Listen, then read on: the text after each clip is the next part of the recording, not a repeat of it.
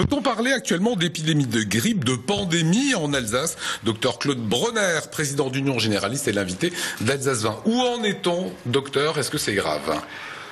Ça commence à s'améliorer, c'est-à-dire on a passé la semaine dernière le pic et donc ça commence à descendre. Mais on a eu un épisode plutôt cogné cette année.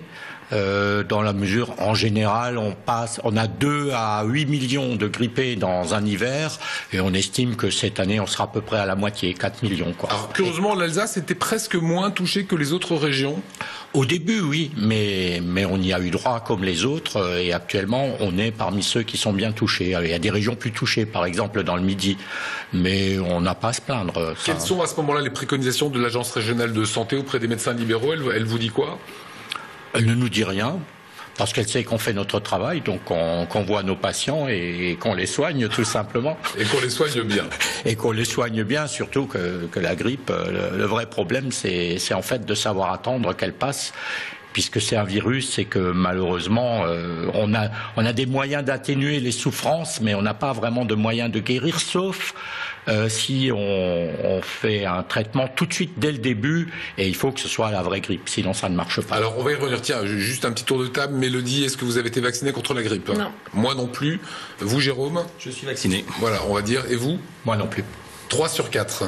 Et c'est quoi la... On est assez représentatif des Français actuellement, oui. Il n'y a que 25% des Français qui Oui, et en particulier les populations cibles, c'est-à-dire celles qui sont à risque, les personnes âgées, se vaccinent actuellement moins. Mais ça, c'est les conséquences de l'épisode H1N1. Alors justement, vous citez H1N1, on pensait tous que H1N1, voilà, c'était une grippe d'avant 2010, en tout cas qu'elle n'existait plus.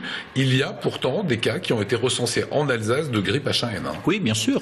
H1N1 est un virus qui est apparu en 2009 et il continue chaque année de faire une part non négligeable. Alors, ça varie selon les années. Cette année, il est minoritaire. C'est pas le virus principal, mais il circule. C'est lequel, le virus principal? Actuellement, c'est un H3N2 qui a fait la surprise d'apparaître avec une petite mutation juste après qu'on ait mis au point le vaccin de l'année.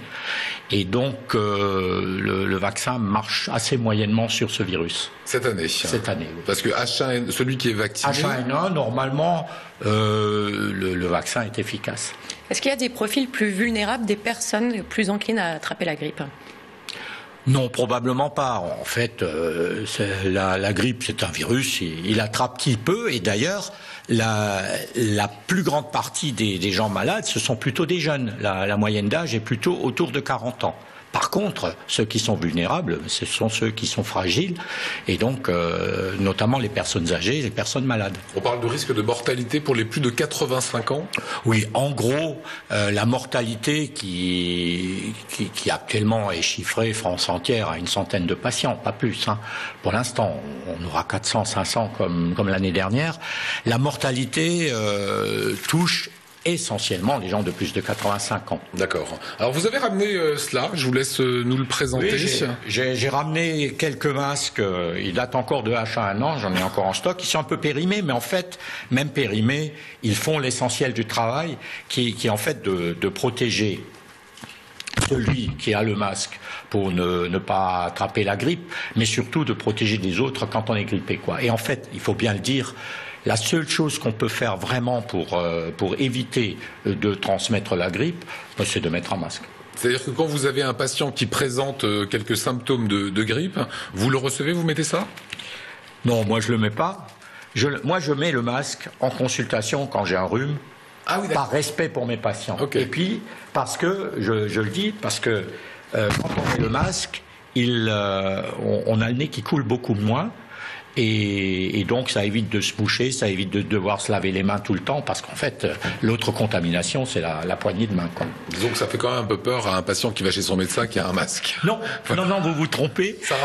La première fois où j'ai fait ça, je me posais la question, non. Au contraire, les patients sont plutôt rassurés de voir que leur médecin, plutôt que d'avoir le nez qui coule, se protège, et qu'il les protège par la même occasion. Et en fait, ce qu'on devrait faire quand on est grippé chez nous, c'est faire la même chose par rapport à notre famille. 2 points encore. Est-ce qu'aujourd'hui, ça vaut encore le coup, fin février, de se faire vacciner contre la grippe, hein?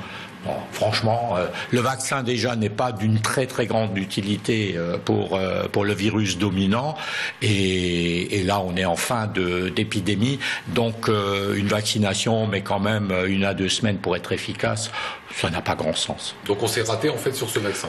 Sur ce vaccin, on s'est raté. Il n'est pas inutile. Il marche sur pas mal de patients, mais quand même nettement moins.